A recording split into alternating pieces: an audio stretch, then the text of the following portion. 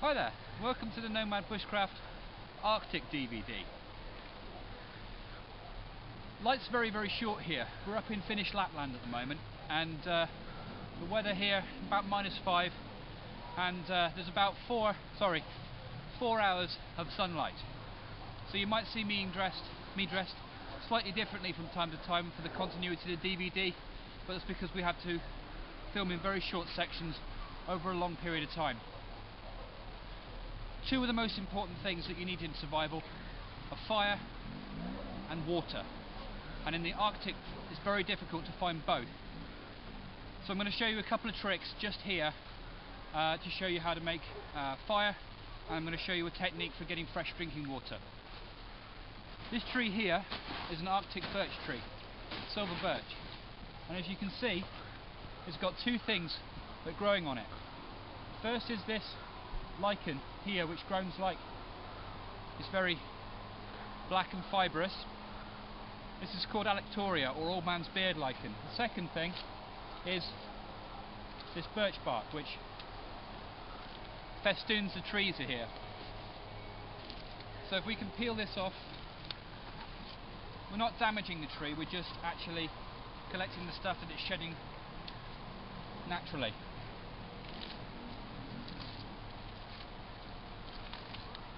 Okay.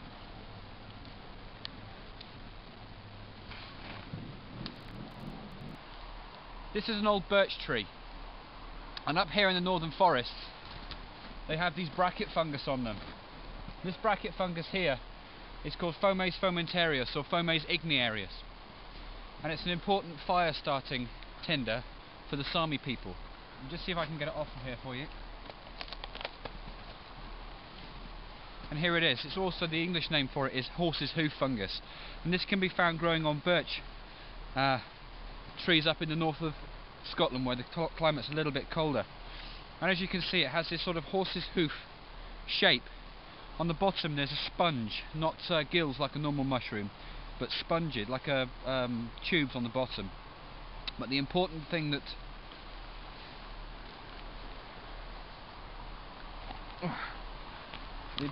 here is that if I turn it round for you,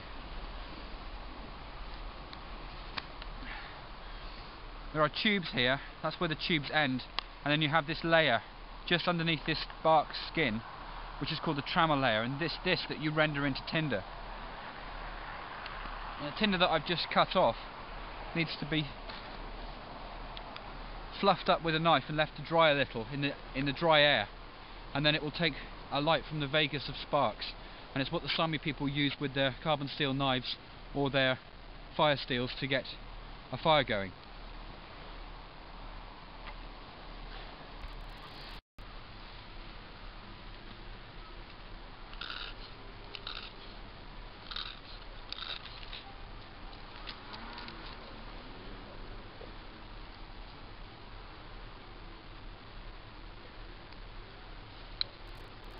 Now I've got a fire on the go.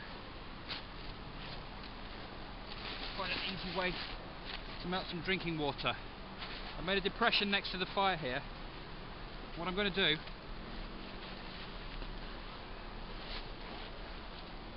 is I'm going to make a finished marshmallow.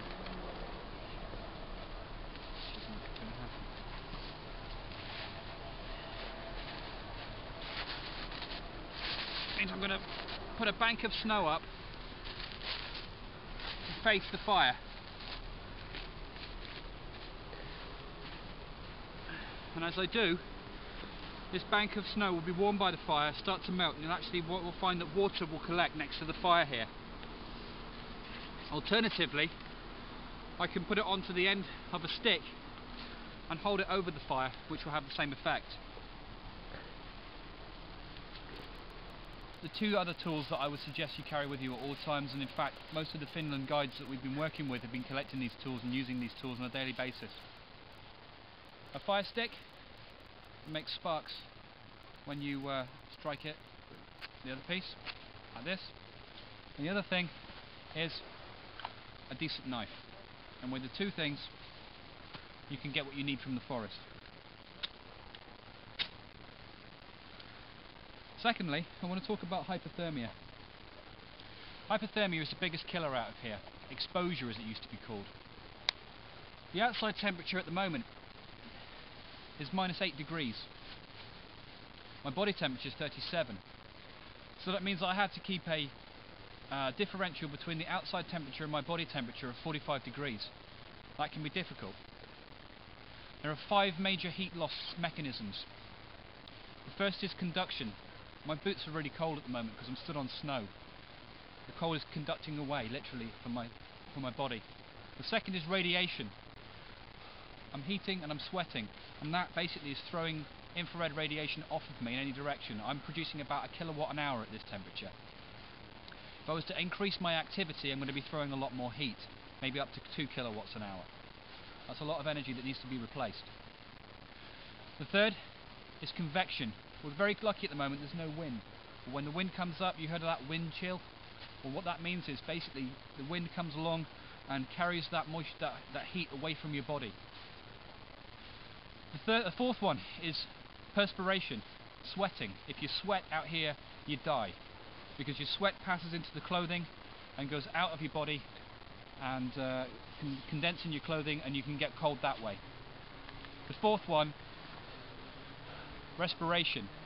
You can lose about 1 litre a day just by breathing, because the air is so dry at these temperatures. Your body has to humidify it into your lungs. It takes air into your lungs, it has to humidify it, and you blow it out as steam. You're losing moisture all the time. So hydration and fire are 2 things that are very important.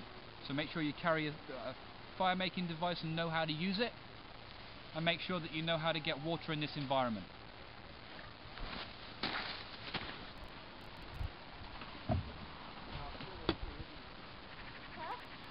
I didn't show you earlier, but this was the finished marshmallow that I was talking about. Basically, it's a lump of snow that you've taken from the underneath layers and you've moulded it onto a stick. And the way that you use this is you suspend it over your fire, and then the heat from the fire melts the snow and drips it down into your collecting vessel. That can even just be a dish of snow in the ground. And it's a good way of getting drinking water out here in the woods in the winter. But if you don't have a cooking pot, it's a really good way of getting water. Another thing I wanted to show you was these ski huts here. We just came into one of these ski huts just to show you how they're pretty much set up. Each of these ski huts here in Finland has, on the shores of a lake here, and it has a fireplace here where you can cook up your food. It has a sleeping area.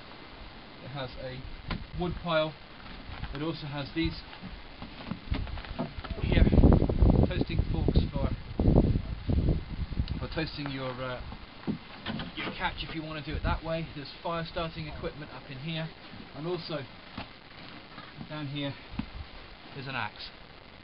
And these are basically how the Finlanders leave these huts for use by anybody if you're caught out on your skis in the middle of the wilderness.